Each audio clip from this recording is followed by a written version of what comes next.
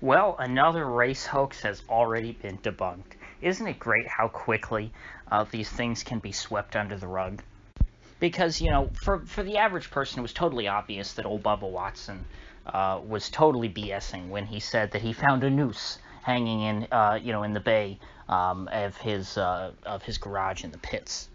Because this is such like an absurd and distant reference that like who would get that? I've never heard of someone in the modern day like making these lynching allusions, unless it's a straight up trailer park Klansman.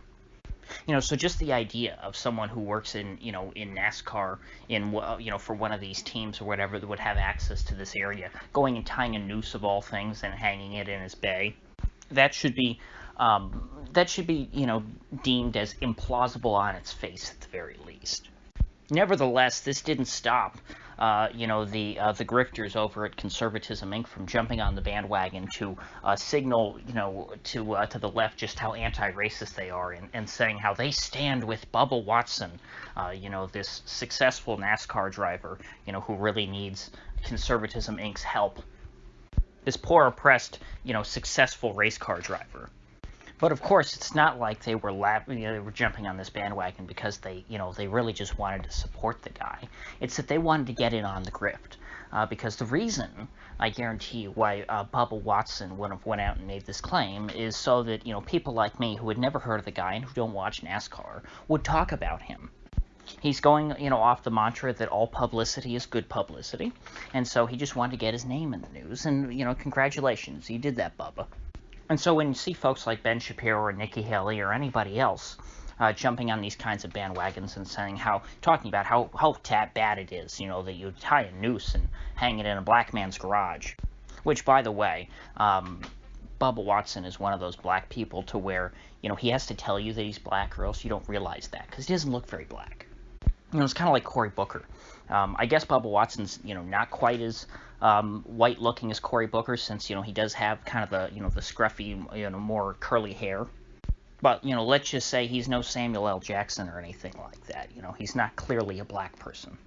So anyway, you have Ben Shapiro and Nikki Haley trying to jump on here because they want to get their names attached to the story as well, because this is a rising story. And so by interacting with the story, linking your name to it, you then sort of get sucked in, to the social media algorithm and lifted along with Bubba Watson.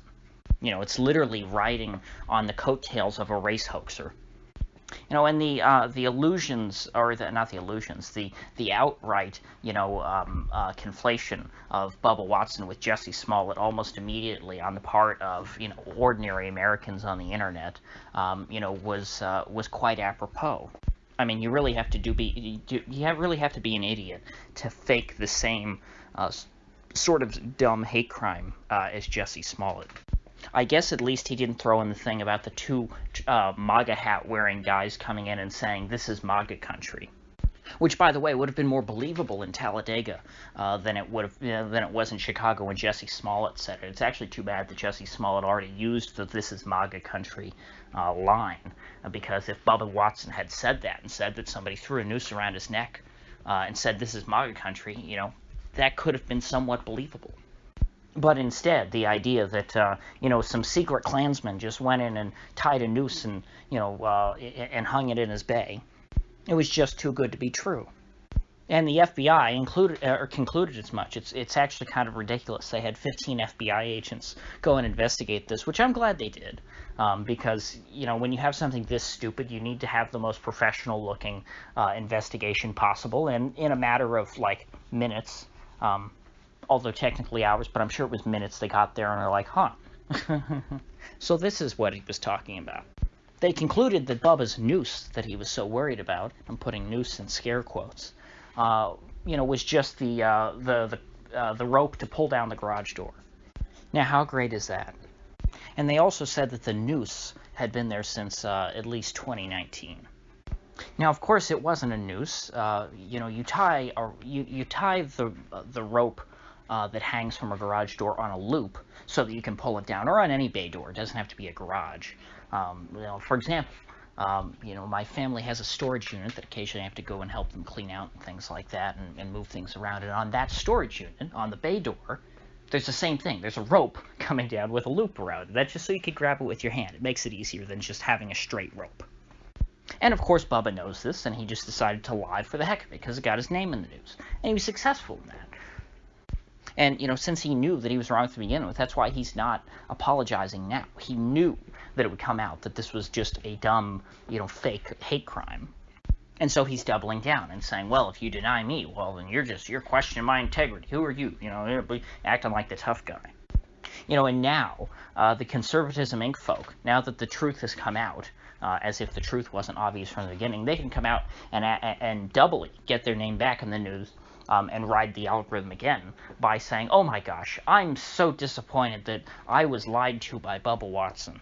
Here's just another example of a race huckster, you know, taking us all for a ride.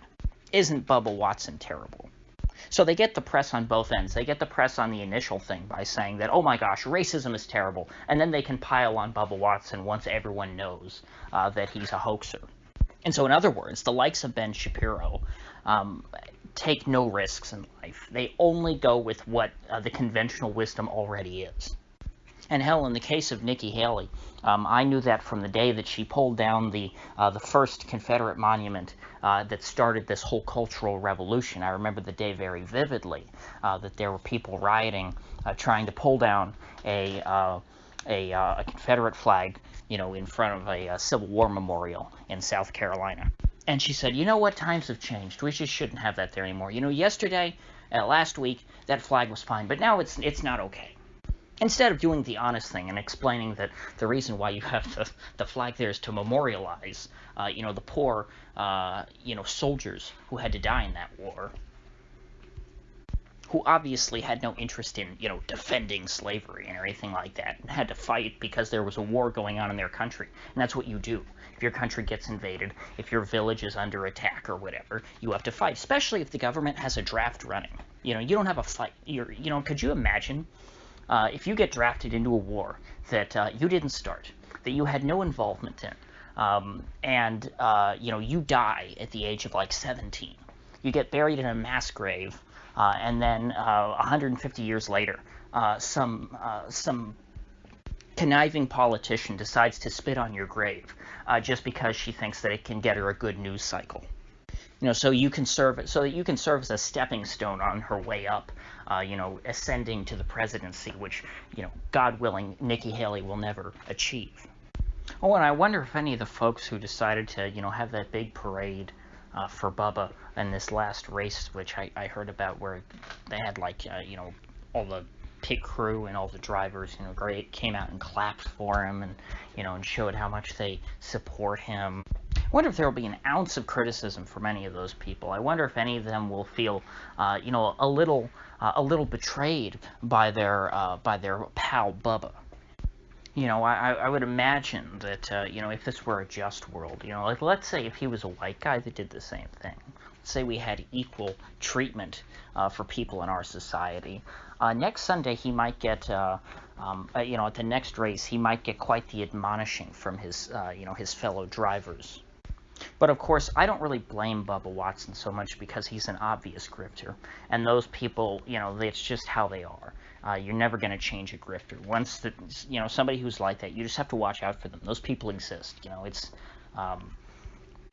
really the fault in this case of all the people who decided to join in that weird parade.